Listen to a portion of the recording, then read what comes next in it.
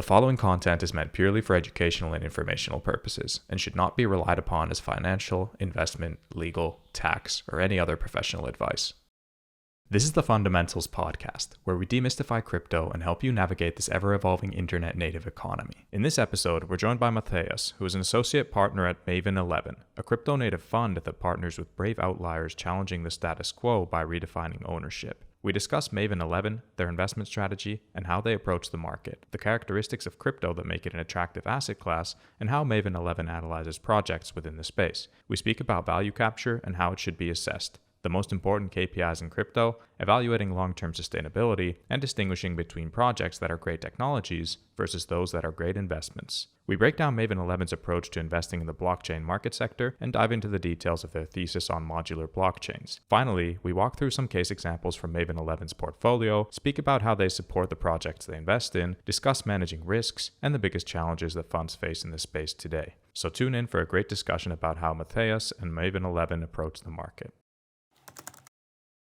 Hello, Mathijs. Welcome to the Fundamentals podcast. It is great to have you on. Well, thanks for having me. It's going to be great. Now, today we're going to dive into the details behind Maven 11, how you approach the market, speak a bit about some of your portfolio companies and everything around that. But to kick things off, it would be great if you can just give a quick introduction to Maven 11 and the basics of the fund. Okay. So we're Maven 11, a crypto-only venture fund. We are operating out of Amsterdam. We were initially founded back in 2015 by two Dutch guys who got into Bitcoin very early. They're both Joost and Jochem. They pooled their capital together and started investing out of that vehicle. Later on, they started taking external capital, so it became more like a fund, really, instead of like personal money. Balder, another one of the partners here, and myself joined, and we started building it out more into a venture fund, instead of like just a crypto fund that held Bitcoin and ETH for LPs. I think over time, we have transitioned into being that sort of typical venture-only seed fund, backing early-stage crypto projects across quite a lot of verticals. Yeah, awesome. And how you mentioned there that in the beginning, it was just holding Bitcoin and ETH for kind of investors. And that in the beginning pretty much solved quite a large problem for a lot of people, just getting exposure to the basic assets. And now as the space has evolved, how would you describe the core problem that at the moment you're solving for your LPs? Yeah, so back then, indeed, it was for a lot of LPs like, hey, I don't want to hold the private keys, but I do want some exposure to that Bitcoin thing that I read about in a newspaper. Indeed, over time, these Bitcoin exposure products have matured quite a lot. And I think now as an institution, you can easily get exposed to Bitcoin without an intermediary like us. That's also why our value proposition has changed quite a lot. I think right now what we solve is expertise on the market. So crypto is quite a fast moving industry. Maybe right now a little bit less so because we are a little bit in the bear market, but typically, right, so keeping up with all the developments is hard. And then there's obviously accessing the early stage deals, diligencing them, etc. That's just a full-time job in itself. So I would say that's our core value proposition right now. So access to early stage projects, being able to diligence them, and then also being able to keep up with all the developments of those projects. That's great. And when you speak about crypto to people who might not be familiar with that space, I begin on hearing how you kind of summarize the main characteristics that make this asset class interesting from your perspective. Yeah, I still think the permissionless and decentralized nature, right? So anybody is able, to somebody who doesn't know what crypto is, usually you do start with Ether, Bitcoin, like the two major assets that people have sometimes heard of. And just being able to permissionlessly transfer assets to another person via the internet is still the core value proposition. And then obviously you go to the next sort of step, right? Explain a smart contract based application like Uniswap that you and I can swap assets without any intermediary. I think these are like the two basic examples that you can give of what a crypto system looks like. And then from there, you can start diving deeper into verticals like DAOs, more advanced DeFi applications, these type of things. Exactly. And I want to speak about one tagline that you have on your website. You say that you back founders redefining ownership. What does the redefining ownership mean in the context of what you're doing? Yeah, so that sort of alludes to the example I just gave, right? That if I hold a Bitcoin, I hold it on my own. Whereas if I hold money in a bank, I still trust the bank. So you redefine ownership as in you make it more sovereign, you could almost say. Like you truly possess the digital asset And I think that's also the breakthrough that blockchains or crypto have really enabled, right? I think we talk about this as well, that in Web 2, you sort of had information, and now you also have asset ownership being native to the internet. Exactly. More power to the user. I love that. Definitely. Yeah, that's ultimately what we like to see. Yes, yes. Now let's dive into how you approach making investments in the space. And because there's a lot of going on, both true innovation and then noise as well, I'd be keen on hearing how you typically stay up to date with everything going on in the market. So, what does your investment discovery process kind of look like? Yeah, a few ways, right? One that we used a lot and still do is like reading sort of academic work in this field. I think, especially on the infrastructure side, that's obviously a good way to find developments. And then sometimes you reach out to people writing these things and are like, hey, do you want to maybe turn this idea into more of a project? And then obviously you can start funding them so they have some de risking at start and can build this out. Another is just through network. We obviously have a lot of founders in our portfolio. They know somebody or somebody from their company is spinning out and starting their new project. So they start talking about that. Another is just through people in the space at like hackathons. We have found quite a few projects, especially more on the application side via that route. So you look at submissions of hackathons, you see 5 projects that you find interesting, and you just reach out to them either via an intro or just cold. That's the cool part about crypto, right? Everybody is online on Telegram, Discord, GitHub, whatnot. You can always reach somebody and you just ask, hey, I really like this project. Do you want to start putting an effort in making it more of a commercial project apart from just a hackathon thing? Obviously, this doesn't apply to all, right? Sometimes at hackathons, there's just tooling being built that's not fundable from a venture point of view. And then there's also, I think, other funds that we talk to all the time, right? The venture funds all talk to each other, and then you share stuff that you all look at, etc. So these are roughly the 4 categories that you sort of find deals from. And then, obviously, we've seen this pick up more as we are entering a bear market a little bit more. It just inbound, right? People reaching out to us, hey, I'm building this, I'm looking to get funding, or I want your vision on this product. This is especially true for categories that we are already invested in. So let's say modular infrastructure, we're quite large investors in. Somebody's building in that domain and they want our opinion on it. And then they just reach out and you start talking about it. Yeah, that's great to hear as well. It speaks to the fact that your brand recognition within this space on the founder's side of the table is becoming more and more significant. So I think that's a great position to be in. Yeah, it's also a function of the market, right? I think back in 2021, True. this was less the case, but now you're definitely seeing that happening. Yeah, definitely. Now, you mentioned modular infrastructure. Is your investment approach more holistic or do you focus on specific market sectors? I think we have quite a holistic approach as we look at almost everything and we want to keep like a finger on the pulse on most verticals. In practice, we invest mostly into infrastructure. So that can be anything from a shared sequencer to a layer one, a roll up, and whatnot. And then also still DeFi applications, we're quite invested there. This can be a lending platform like Maple Finance, an NFT perpetual platform like NFT Perp, the name sort of says it, right? So that can be also quite broad. And then we also have investments, but this is an area we have less exposure to, but we do invest in it in like the Web3 vertical gaming, these type of things, right? And I think we find that these areas are for us the hardest to underwrite. So we typically back gaming infrastructure like Stardust, which allows people to easily integrate Web3 elements into their game rather than backing a specific game. Got it. Now, once you find projects that you feel fit into or within the scope of your investment thesis and what you're looking for, what does your due diligence and then decision-making process look like? Yeah, we typically do a lot of calls, obviously, right? We are early stage, like pre-seed, seed. So it's not like you have a whole lot of data points to go on. If somebody just says, hey, I want to build this out. So obviously you want to get to know the founder that's going to build this or the founding team. And you sort of want to poke them a little bit like, okay, are these people capable of doing what they say they are? So you have some products who are very marketing focused, for instance. And then if you have 3 PhDs in computer science building it, it might not be the best fit. And the other way around, right? You have extremely technical, difficult projects. And if you have 3 people with a marketing background building it, it also doesn't make sense. So that's one thing we obviously look at. Then we try to scope out the addressable market for the product. And this is data driven. And sometimes you make like proxy to Web2 or to certain Web3 companies that are already out there. One part that we also look at, especially with on-chain applications, is would we use this ourselves? I myself have been a little bit less active on chain lately, but a lot of people on our team are like daily users of a lot of these applications. And they obviously have a good finger on the pulse on what's needed, what do I miss in my own crypto experience, and would I use something like this? And then you sort of go from there. Okay, what's the addressable market? What's the chance that this team is able to execute on capturing that market? And then you sort of start digging in deeper in, okay, how would the value accrual to a network or a company look like?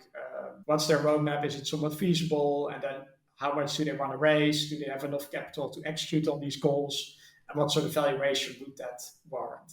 Yeah, it's investing at such an early stage, like you said, pre-seed. It is quite abstract, and you really need to have lots of calls and understand the founder's vision and see if you're able to believe in that. You did mention there that there are certain data-driven aspects, which is typical. You have addressable market analysis and such. But how about when we look at crypto, where one of the big core value props is open data and access to that? At the stage you're in, are you able to utilize data in any other way yet, or is it just a bit too early? Well, I think mostly on like the sort of proxy side of things, right? So if now a perp exchange comes to us, we can look at, okay, what's like total volume of this vertical within crypto. That can be both on centralized venues and on decentralized venues.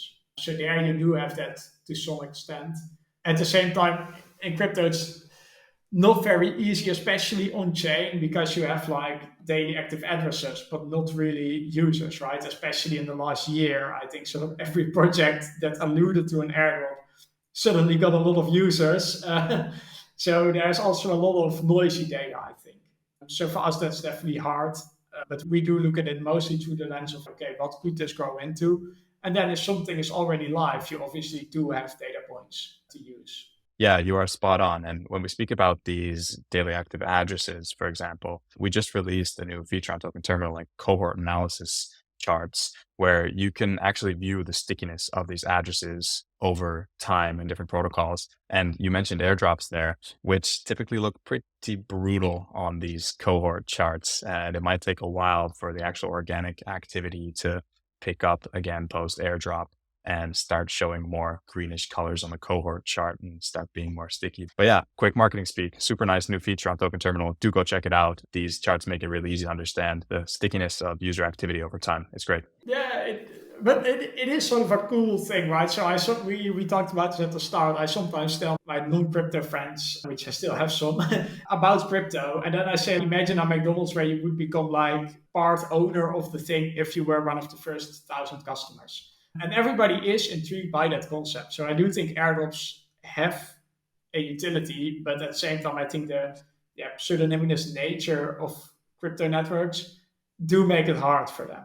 But ideally, you just get a million people symbol attacking, you rule out a lot, and then some of them are sticky users who stick around after the airdrop, and then you have bootstrapped your product.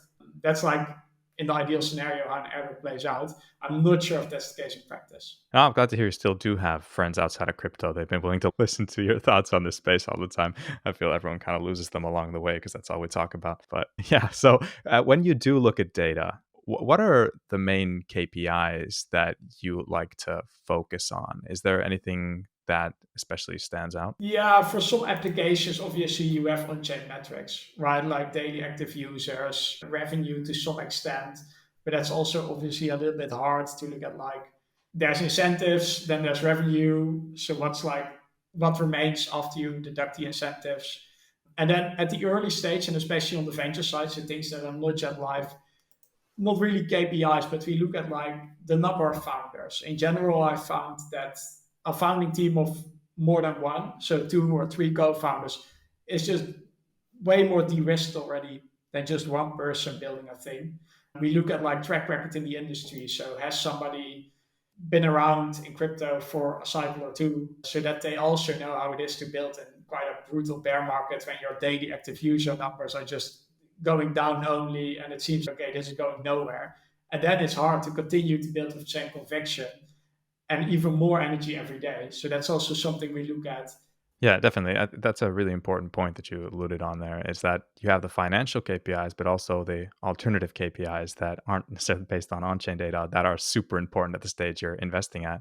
Now, with your experience in doing venture in crypto, are there any like immediate red flags or concerns when you look at a project that you see that, oh, I've seen this before. This is something that we might want to stay away from? Yeah, one sort of immediate thing that we often have is people who talk about like the token going out for and pumping like crazy in the first minute of a pitch, right? You're just past the introductions and they're like, yeah, we're releasing this token 50% unlocked on day one, and we're just gonna push it out there. That's typically something. And another one is, and this was more true in the bull market, when you had like priced rounds. So that if you put in $1 at let's say 20 million, you would also be allowed to put, you would have to put in $3 at 50 million, 50. These are also typically not things we like to see in like a financial cap table construction. Yeah, those, those are definitely something that I would classify as a red flag as well. But I feel, I don't know, are you seeing as much of that during the bear market? Or was that more of a bull market opportunistic thing? No, that's definitely less. Yeah, I mean, I think I was not involved in that one, but I think Serum had something. I read that the sooner you committed, the better your price should be. I think that's not something we generally are fans of. So we view our partnership with founders as something that's quite long term, right? So a longer time horizon, and then it makes sense as a founder to give the funds also time to diligence you. You would rather have somebody back you who has done their homework and has built up enough conviction to stick by the idea, the product, and yourself. Also, when the going gets a little bit tough, instead of somebody who just committed within 30 minutes because the price would be going up an hour later. So I think that's definitely a bull market phenomenon, but yeah, one that coincidentally returned in the last bull market. It was also there in 2018. Yeah, can't wait for the next bull market to see all the madness. Now, you mentioned that you focus a lot on the infrastructure side of the market or that vertical. And if we look at infrastructure, there's a lot of great technology, and crypto is full of technologists where a lot of people, even on this pod that I've spoke with, have brought that up as a bit of an issue that there's great technologies, but then a bit of a lack of solving a core kind of user problem or the ability to build proper businesses or economically sustainable models around that. I wanted to ask you that how do you, in your approach, distinguish between the projects that are great technologies versus those that are also great investments? Yeah, that's a very good question. In part, they sort of go hand in hand, right? I don't think you can be a great investment if you're a crap technology. So the one is certainly a condition. At the same time, I do indeed think that sometimes people are just building something because it's interesting and not necessarily because it's needed. So we also look at stuff like how do you want to go to market with this? How do you want to do business development?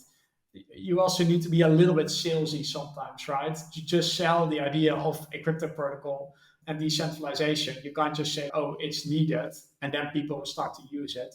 And it also very much depends on the type of product, right? So one example is Maple Finance. It's a credit platform on Ethereum and Solana now.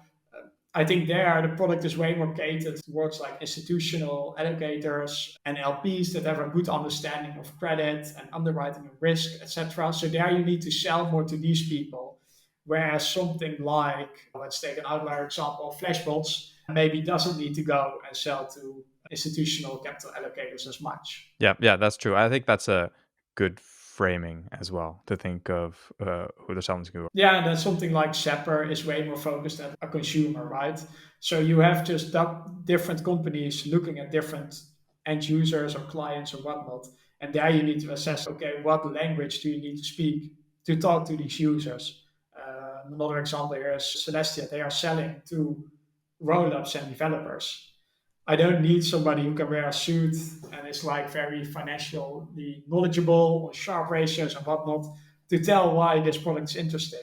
I think they need to know more about code development, etc., and have like good development DevRel people to be able to market this product. So it's a very much case by case basis. So. Definitely. And a lot of things are case by case, especially when you go from a vertical to vertical, which makes it tough to make these generalized statements. Yeah, then you just look at, can these people sell this before? So in the case of Maple Finance, both founders have a background in banking.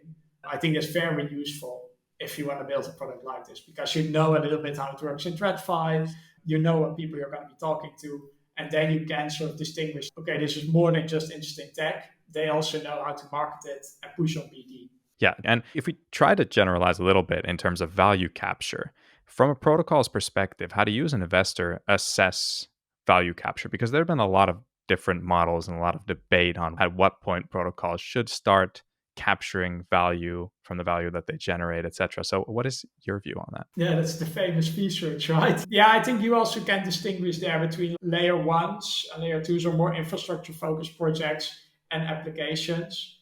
In general, though, we are building these crypto protocols because you want to remove an intermediary from a system, right? So the goal of Uniswap is basically to make the New York Stock Exchange redundant. That's ultimately what it is, and all the market makes around it, etc. So I don't know how much value capture you need to do there. And then like an Ether, let's take Ethereum, I think the value capture in part is just being able to sell the block space as a validator in a proof of stake network. But there's also a large component of Ether already being used as money in NFT markets, for instance. So I think there it's a little bit more difficult to have one part where they capture the value. Whereas for an application, it is a little bit more easy. I think for a large part in crypto, it is quite hard to determine like clear-cut value capture. You can just be like, okay, this idea makes sense. But there are a lot of other things to keep in mind. For maybe the Uniswap specific example, things like regulatory environment, etc., might make it hard to make a clear-cut value capture. There's also an interesting article on this about like hyperstructures. So the chance that the fee switch will be turned on at some point is already being priced in right now. So maybe you don't need to turn it on at all to still have that value capture, which I think is quite an interesting notion. I haven't made up my mind entirely if I agree yet or not, but I do think that's one interesting part as well. That's definitely an interesting part. And I think one, and I know there's regulatory reasons behind why a lot of projects frame themselves as public goods as well, but there are lots of true public goods in crypto. And if you think of it from an investor's perspective, a public good wouldn't necessarily be optimizing value capture, trying to generate value for the owners of that protocol's token or equity holders of the labs behind it. You as an investor, would you consider investing into public goods? Do you see like a value accrual opportunity there? Yeah, I think in crypto a lot is open source. So you're sort of by nature investing in public goods because this code can be forked and used by anybody. I think here also the somewhat famous "we're still early" line applies, right? I do actually believe that right now investing in a public good that sort of doubles the people that enter crypto still sort of benefits the entire industry at large. So I think for now it's definitely not like, oh, we must have a clear value capture and take at least X%. I think in a large portion, just building useful products that people come into crypto and start using these applications in itself brings value to the portfolio of an investor. Yeah, that's a great answer. I think you're spot on there. I wanted to move on to speak about blockchains and especially modular blockchains because I know you have a bit of a thesis around them. But before we dive into a bit of the details behind that, could you maybe explain what modular blockchains are just quickly and why they matter? Yeah, so modular blockchains are basically blockchains that split any of the, let's say, three functions of a blockchain. Basically, they move the execution environment off chain. That's how you can very simply phrase it. And the most prominent examples of these today are rollups.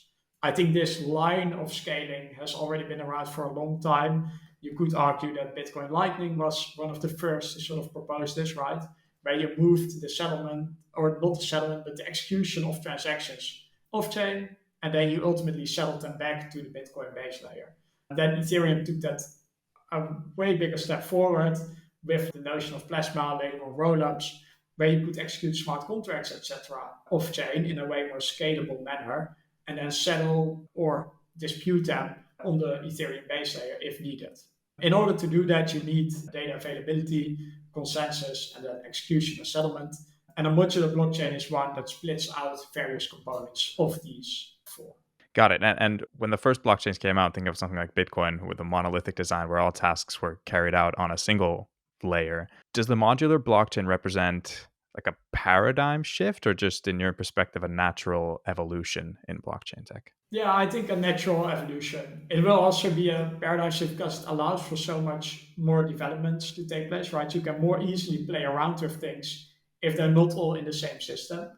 But I think it sort of goes back to the block size debate in Bitcoin, almost, right? The only way to scale Bitcoin was either make the blocks bigger. Well, that obviously put a big constraint on the requirements to run a node. So we decided to not make the blocks bigger, which I think was a good call. And then the route to scaling was to move parts off chain because you couldn't scale the chain itself endlessly. So I think in that sense, I think it's a natural evolution. Got it. And could you then elaborate on your actual thesis, the investment thesis around the modular blockchain space? Do you believe that will be the most performant design for blockchains in the long term, or what is kind of driving your thesis there? Yeah, I definitely believe so. I think we got into this whole space back in 2019 when we were the first investors in Celestia, which is sort of the driver of the whole modular blockchain thesis. I think what was funny back then, you had a lot of other infrastructure projects going around back then doing ICOs and whatnot, and all had these charts with all the extra features they would have, like different programming languages, a more performant VM, more shards, more TPS, more nodes and whatnot, right? Everybody had something. And then you had this one project back then called Lazy Ledger, which did not have any of these things and said, okay, we'll only do two things and we will be very good at those. In my mind, A, that was interesting because it was very counterintuitive to what you were seeing back then.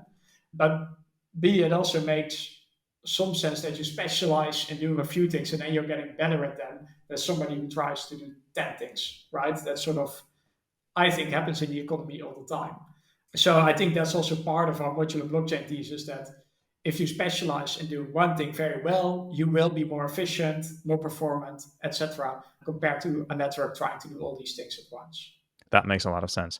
Now, I was speaking with Anatoly from Solana, I think a few months back, and I asked him whether he sees in the end game for Solana that is all activity actually going to happen on the layer one chain? Because we've been speaking a bit about the fact that we kind of see a world where even these monolithic chains will at some point realize that, oh, once we scale to a certain point, there will be L2s, L3s built even on top of the ones that at the moment are monolithic. Do you kind of agree with that thought that even the current monolithic chains won't be able to, at some point in scale, support activity and they will be kind of forced to evolve into more modular designs? Well, that depends on how big this whole crypto thing becomes, right? So it depends on how much use we want to facilitate. And then it also depends on the trade off you're willing to make, right? So I think Solana might actually be able to accommodate a lot of crypto users that we have today and probably a lot more growth. But that will come at the cost of it being harder to verify the network, e.g., run your own node. And I think that's where maybe modular blockchains like Celestia have an edge. And I do think Solana is also moving in that direction, but then just from another starting point, which is actually very interesting too with their diet guides, etc. But that verifying the network has to remain easy, right? This sort of goes back again to the Bitcoin block size debate. And I know Ethereum also spends a great time on this. Like they want people to be able to run a node with like consumer sort of hardware and without needing to spend too much capital or effort on being able to participate in the network. I think that's an important equation of scaling. You can endlessly scale by just making it harder to run a full node. But I think true scaling means that you scale the data throughput of the chain while also keeping it easy for people to run a verifying node or a data availability sampling light client, right? That's, I think, the sort of asterisks I have to put there. I think that's the cool innovation that data availability sampling enables. I think also that's why both Celestia and Ethereum are utilizing or aiming to utilize it. Yeah, definitely. And I do feel that the blockchain market sector is in a pretty fascinating time right now with all the technological development happening, so many new projects entering the space. I feel like there's new L2s and roll-ups spawning all the time, new projects being built on those, pretty cool biz dev advancements, partnerships being made. We have ZK Tech popping up more and more, etc. So within the kind of modular side of the blockchain market sector, from your perspective, are there any specific projects or advancements that really stand out to you right now? Yeah, I think, well, two sort of verticals. I think shared sequencing is very interesting. As one downside of modular blockchains, that's obviously put forward quite a lot, is it breaks composability, right? So DeFi apps have a harder time talking to each other. That's like the very basic explanation of it. And then with a shared sequencer, in theory, a few app-specific rollups would share a sequencer and be composable again. I think that's a very interesting field that's currently being built out by sort of that category by Astria, Espresso, Radius, to name a few. I think you generally can tell if something is relevant if people are getting nerdslide by it. And shared sequencers are definitely doing that, right? And then another field, and this is not just for modular blockchains, I think for blockchains at large, are like intents. So that's more, how do you, right now we use transactions. So I say, oh, I want to use this app with this and this. I have to determine or say the route myself. And with an intent, I just say, hey, I want to swap 10 ETH for 10,000 USDC. Something like CowSwap already uses this, right? And then somebody will just solve that for me. I think that brings way more the Web2 like user experience with the Web3 permissionless to crypto. I think just improving the user experience is kind of key right now. So I think that's another vertical that we think is very interesting. And then you mentioned it, right? CK. I think Signal Spruce has been around since Zcash, but I think we're finally reaching a project where there's a stage where there's like maturity in the projects that you can start building out applications with it. Things like Risk Zero, Aztec, Anoma.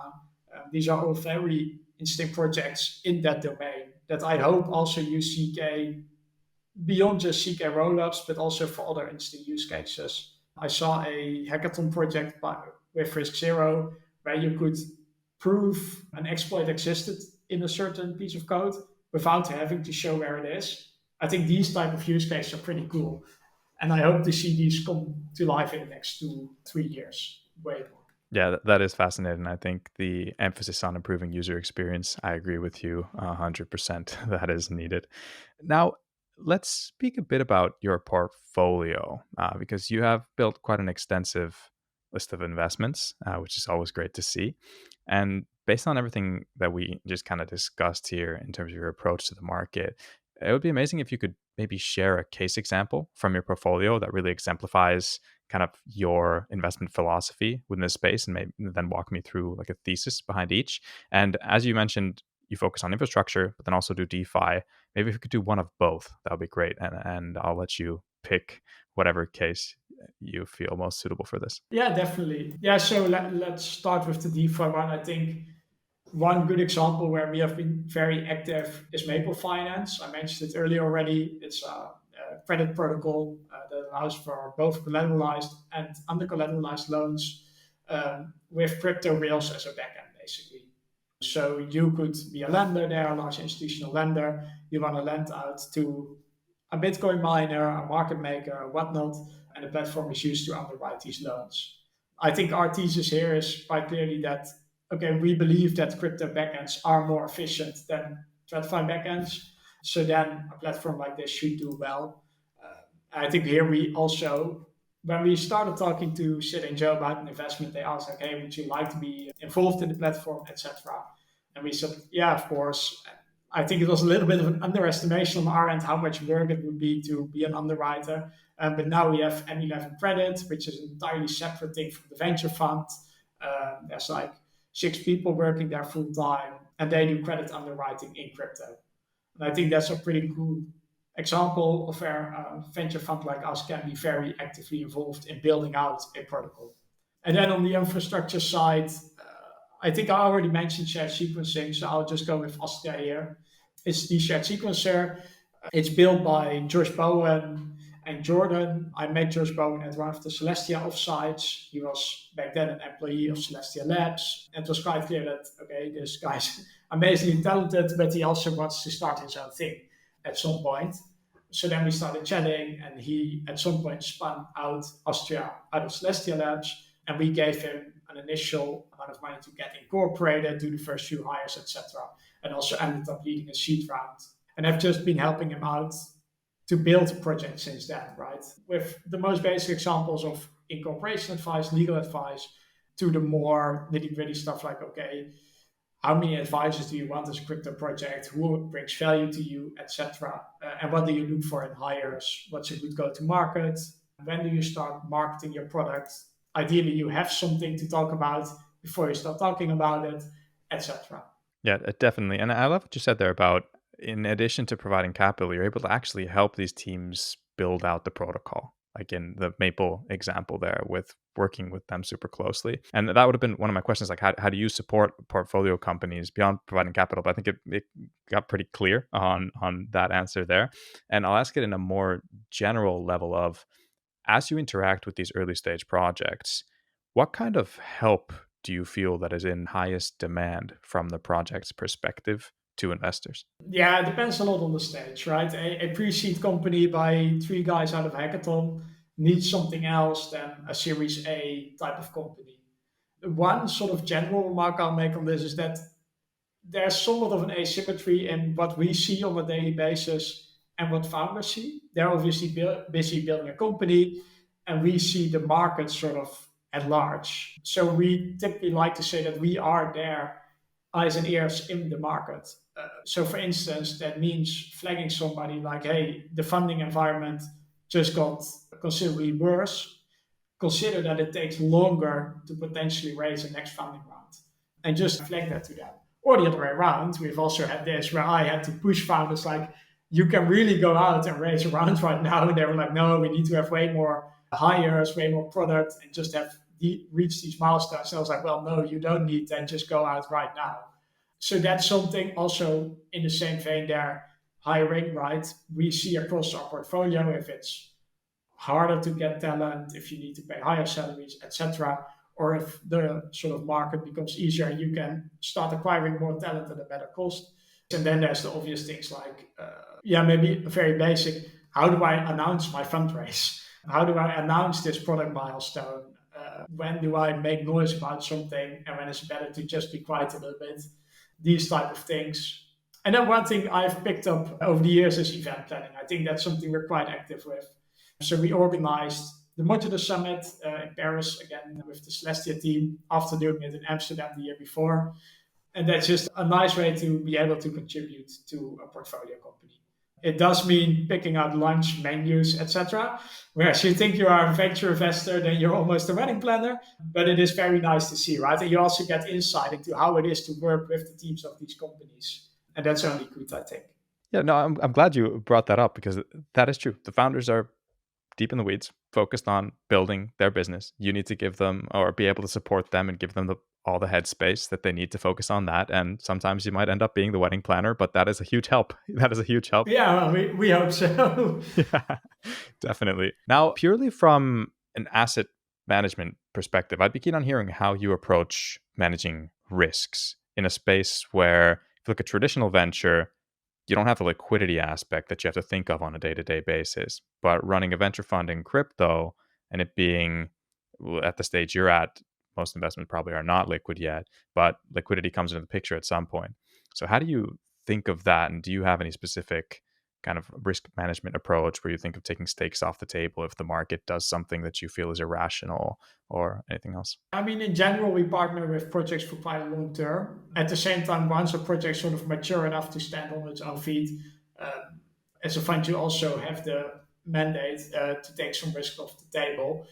So in general, we do that if the project has sort of grown big enough and that we can exit a portion without hurting the market to a large extent, or if we just disagree entirely with the direction of portfolio project's taking. I can't think of any examples there yet, but that could also happen, right? If we got pitched A and it went out to be product B where we don't believe in, then obviously that also makes sense.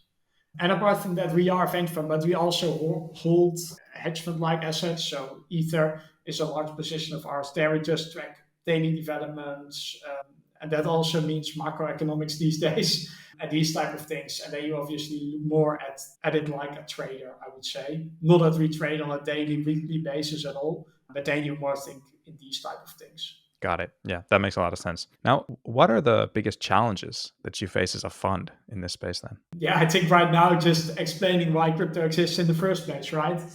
That, and also one big part is obviously not for the fund specific, but for our portfolio founders, regulatory uncertainty.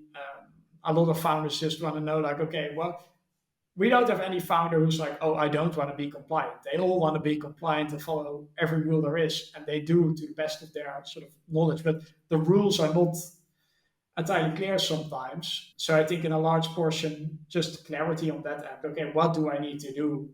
So that's something we see across the board in our portfolio.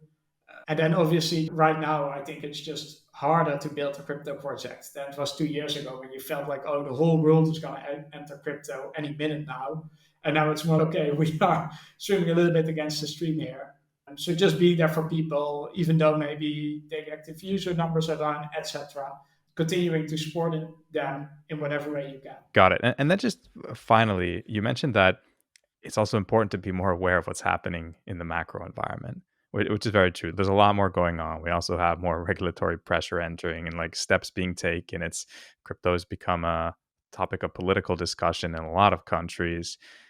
What is your general feeling or sentiment about the market from a macro perspective? Are you optimistic or confused? Well, I think it's very ironic, right? We are here trying to build a alternative financial system. Yet I feel for the last 18 months, the biggest thing driving the market was what the central banks were doing.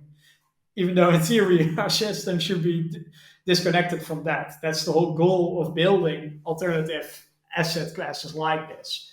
So that's one paradox that I haven't been able to solve yet.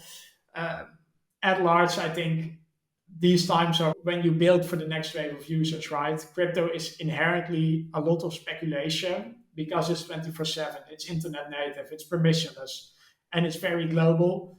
So now you just lay the groundwork, and then the next cycle, it will probably boom again, and then it will probably also bust again, but a large group of users will stay around. I think we have way more users right now than we did back in 2018, 2019, and I expect the same to happen in the next 3 to 4 years. So overall, I'm still very optimistic on like what we're doing here as an industry. For a fund itself, one good metric for us is the quality of founders entering the space, right? As long as talented people that are way smarter than me continue to start projects in this space and build with the dedication that they bring to the table every day, I think we're going to be just fine. And I think that's for us as a fund the most important thing to do for. 100%. That's a good note to end on. As long as crypto is a talent magnet, we'll be good in the long term. That is great. Thank you so much, Matthias, for this session overview of Maven 11, your approach to the market. And I appreciate the expertise you bring into this space. It is much needed. And I hope we can do this again at some point to maybe dive deeper into any new upcoming investments or whatever might be on the radar. Thanks for having me.